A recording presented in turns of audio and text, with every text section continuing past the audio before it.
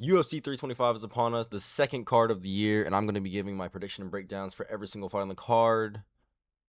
Except, I'm not going to lie, a lot of this card don't even look UFC caliber. What the hell is this? What is the prelim? These might be the weakest prelims I've seen in a while. But anyway, I believe a lot of this is road to UFC. So, I don't know. I'm not really familiar with a lot of these fighters. Starting with our early prelim opener, Aaron Tao. Shit, how am I going to pronounce that shit? Namsrai Batbayar. Sorry if I botched that. These records are false. There's no way these are their records. I've seen Aaron Tao fight multiple times. Now, Aaron Tao fought in the Contender Series against a tough prospect. I forgot the name, but he did okay. He did okay, which leads me to believe that he's going to win this fight. He's very undersized, very small for the division. He's one of the city kickboxing boys. I think he's one of Dan Hooker's guys. So I'm gonna take Aaron Tao, and I'm gonna take him by decision. I think he'll probably get the first 2 rounds. Next up, Salangribo. Fuck! Versus Lawrence Louis. Oh my god, bro. I'm gonna go with Salangribo. How? I don't know. I'll be honest. I don't know. I have the name sounds familiar, but I don't know who Lawrence is. Um, I'm unfamiliar. I'm pretty unfamiliar with both of these fighters. So when in doubt, go for the Chinese guy. Reasoning behind that, there is none. On to the next fight.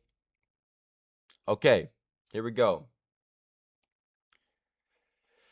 Kichiro Nakamura versus Sebastian Salze. Oh, I fucked it up. Oh my god, bro. Yo, I need like the audible reading helper to help me pronounce these names. But I'm gonna go with Nakamura. I believe he's related to Rinya Nakamura. I believe I've seen them training together, so I assume if not, that's on me. But Rinya Nakamura is a tough guy. I know he's got a tough gym over there, so I believe he'll be able to get this done. I think he's got a good team around him, and I'll take him by knockout. I think he's a striker. 99% sure he's a striker. I think I've seen him fight before, but I'm not gonna lie, I'm not 100% sure. But I'm gonna go Nakamura by KO in the second round. But I really hope I don't botch all my predictions based off of road to UFC fights. That would really suck. Like I don't even know. I feel like they should have their own thing. I know they do, but like I feel like they should have their own little section like Dana White Contender Series, or maybe put them on the Contender Series cards. But I don't know. Road to UFC is confusing to me. Up next, Sangwoo Kim versus Damar Fan. Now, one of these people is named Frogman. I don't know who, but I'm pretty sure. You know what? Let me look this up real quick. Frogman UFC.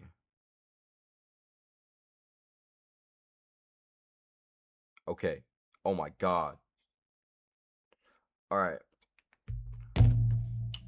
Sangwoo Kim. His nickname is Frogman. Damar Fan. His nickname is Street Buddha. This is the battle of the toughest nicknames in the UFC. Now me, I'm going with Frogman. I'm going with Frogman. I'm going with Frogman by decision. I think he'll hurt Damar Fan early, and I think he'll control the range for the rest of the fight. I don't think it'll be that competitive. I do think Damar Fan will have a moment, but I believe that's it. Up next, Khan Ofli versus Yiza. I'm going Yiza. Here we go. Here we go to the fighters that I know. And I know Khan Ofli some ass. Yiza, I think Yiza is gonna beat him everywhere. I think he'll make it to a decision. Barely. I think he'll weasel his way to the third round, but I think Yiza is gonna beat him everywhere. Man, I actually have high hopes for Yiza. I think he's pretty good. Good performance in his last fight.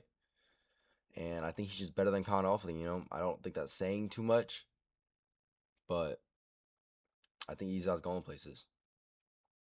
And that caps off the early prelims. On to the prelims.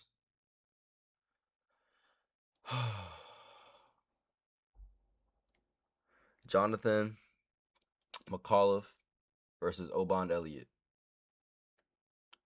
Now, a lot of people overrated Obon Elliott over his knockout of Basel Hafez. And I was there.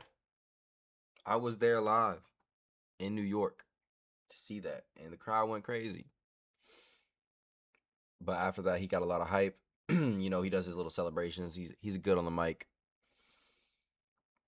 But then I believe it was KO. KO. KO wrestle fucked him to a decision.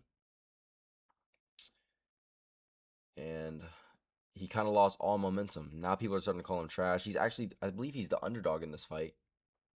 But I don't think he's that bad. I think he went from really overhyped to really underrated really fast. I don't think Jonathan McAuliffe is that good. I believe he's pretty good. I think he's pretty good, but I don't believe he's in that top 15 range. And I believe Obon Elliott is in that top 20 to top 15 range. So I'm going to go with Obon Elliott by decision. I think he's going to mix it up well, land better shots on the feet, and just edge it out. I don't think this is going to be a very one-sided fight. I think it's going to be very, very competitive. And I think Obon Elliott should be able to squeak this one out. If not, Obon Elliott, your time is done. You're done. Moving up on the card. Jacob Malkoun versus Torres Finney now.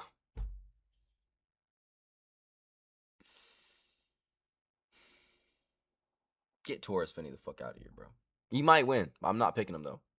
Not picking him. I'm going to go with Jacob Malkoun by decision. I think Torres Finney sucks. I don't think Jacob Malkoun is that good either. But I think Torres Finney sucks, man. Like, I think he sucks. I like there's no redeemable qualities to any performance that I've watched from him other than he's strong. So I'm going to go with Jacob Malkoun by decision.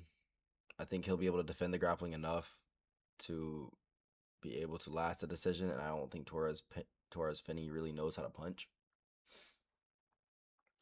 So yeah, Jacob Malkoun gets the job done. Up next, Cam Ralston versus Cody Brundage. Here we go.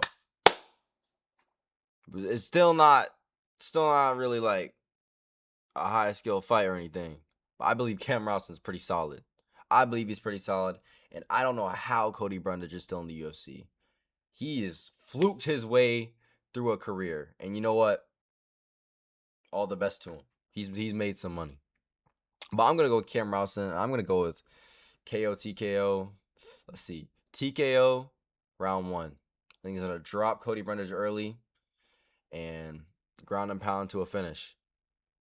And I think people are gonna start looking at Cam Ralston like, oh, this guy might be something. He's gonna be a top 15 guy.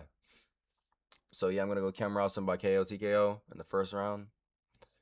Up next, Junior Tafa versus Billy Elikana. Speaking of, I don't know how you're in the UFC. Junior Tafa, how do you still have a contract? How have they not cut you? This one's easy to me. Billy Elikana, he might even. I think Billy Elikana's gonna get a submission. He's a striker, but I believe Junior Tafa is so bad on the ground, so atrocious, and it's honestly disrespectful to other fighters how he's still in the UFC. So I think Billy Elikana is going to get a submission in the first round. Junior Tafa's grappling is so bad. And Billy Elikana is pretty good everywhere. He's a little slow on the feet, which doesn't really worry me because he's fighting Junior Tafa. But if he was against anyone else, anyone decent on the feet, you know, I might be a little worried. But I'm going to go with Billy Elikana. You know what? I think it'll last around 2. Round 2 submission. I think he's going to work the low kicks a lot. I don't think Junior Tafa really knows how to check low kicks. And I think that'll help him get this fight to the ground for a pretty easy submission. Next, the Minority Slayer, Quinlan Salakid versus Jamie Malarkey. Now,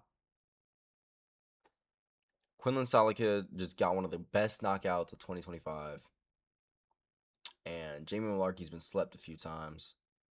I think that's a disaster in its own. Can't even click on it. Anyway, Jamie Mullarkey's pretty good. Um, but the problem with him is his chin is not all there. He's been put out bad a few times. We saw him get put out by Rufy. We saw him get put out bad by Volk. There are other cases as well. So I'm gonna go with Quinlan Salakid by KO TKO in the first round. I think this is a match made in heaven for him. I think it might even be easier than the Haqparast fight. I just think this is a tailor-made matchup for him. So yeah, Quinlan Salakid, round 1 KO, out cold. Moving up on the card, Tubby versus Taliesin Teixeira. This is it for Tai Tuivasa. I think this fight is a lot closer than people assume, because people look at that 5-fight losing streak, but they're either against the top echelon of the division or heavyweights that know how to grapple. And I don't think that's Taliesin Teixeira. However, Tai Tuivasa is just fat, man. Like, I don't think he cares anymore. We saw him rush into the Pavlovich fight. I think that was for a check. And I think Taliesin Teixeira, I think his last fight against Derek Lewis, I believe it was an early stoppage. That's just my opinion. But come on, that was an early stoppage.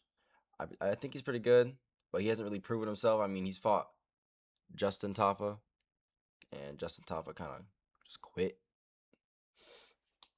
But man, my heart wants to pick Tai Tuivasa, but I can't do it.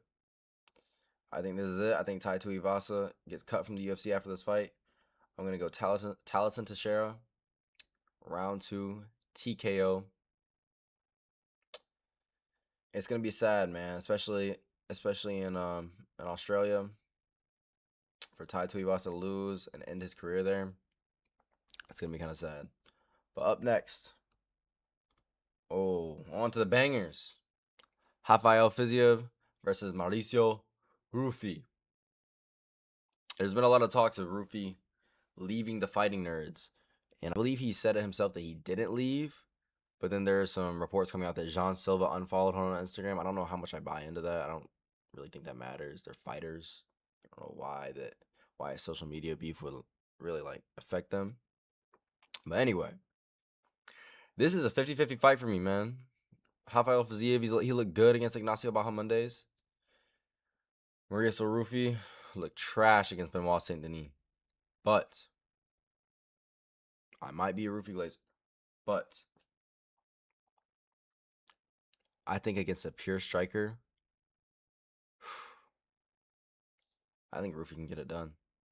I think he's going to catch Rafael Fiziev in the first round. At the end of the first round, by a left hook from hell. I think he's going to put him down and finish it via ground and pound for the TKO win. I got Mauricio Rufy, first round TKO. I just don't believe Rafael Fiziev is that physically imposing to where he can put that same pressure that Benoit Saint Denis put on Mauricio Rufy, even on the feet. Even disregarding all the grappling, Benoit Saint Denis put pressure on Mauricio Rufy. So I think the lack of physicality is going to be a big problem for Fiziev. But hey, I wouldn't be surprised if Fiziev just picks him apart for the whole 3 rounds. I know Mauricio Rufy's lacking in his fundamentals, but I don't think Rafael Fiziev is the type of striker to really put a beating on him in that way. On to the co-main event. Dan Hooker versus Benoit Saint Denis. I'm picking Dan Hooker. I don't think Benoit Saint Denis is that good. Now, hear me out. I know he got a lot of his hype back after his last couple fights. Listen, man. His last fight against Beneil Dariush, you can't even really consider that a fight. It didn't last long. Beneil's old, had no chin, and just rushed in and got knocked out.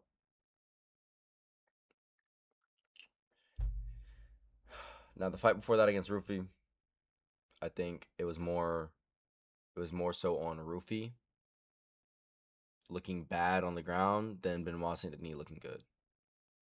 Now that might be a pessimistic way of thinking, but I mean, I saw him struggle a little bit with Prepelec.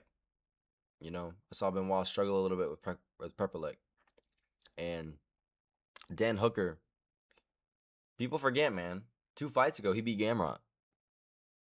So I think getting Dan Hooker to the ground, I think he will. I think Benoit might secure a few takedowns, but I think Dan Hooker's going to do a great job of getting up. I think he's going to weather the storm early, and I think he's going to put it on Benoit Saint Denis, man.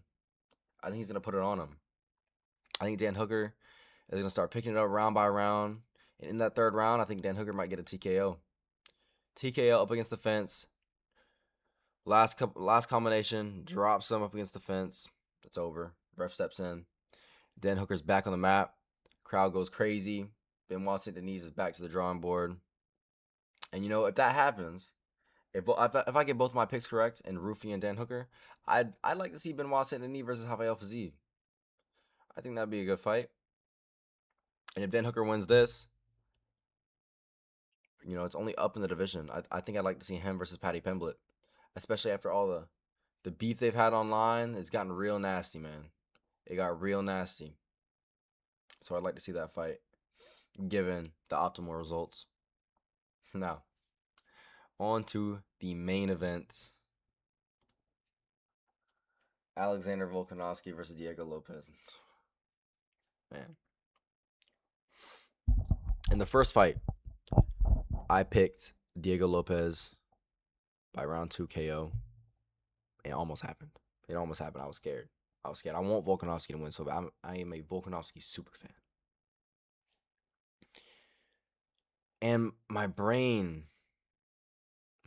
kept telling me throughout this fight week, Lopez is going to catch him, man. Lopez is going to catch him. But after rewatching his fight against Jean Silva, which I believe was a pretty good performance, he's not going to be able to do damage like that to Volkanovski on the ground. He's not getting a submission on Volkanovski. His only chance is to knock him out on the feet. I think Volkanovski's going to come in smarter, having more grappling heavy game plan, and I think it's going to be similar to the first fight, but I don't think he's going to get caught at any point. I just don't think Diego Lopez is that fundamentally sound to be able to catch up with Volkanovski anywhere in the fight. So I'm going to go with Alexander Volkanovski by decision. I know he's older now. He's a little bit slower, but I think the fight IQ is still phenomenal, man. Still one of the best in the game. He's champion for a reason. They just fought a year ago. So why would I pick Diego Lopez a year from his loss to Alexander Volkanovski, where it wasn't all that close other than that second round? I'll be honest, Volkanovski really controlled that fight from pillar to post. So yeah, I think Volkanovski's going to secure a decision win.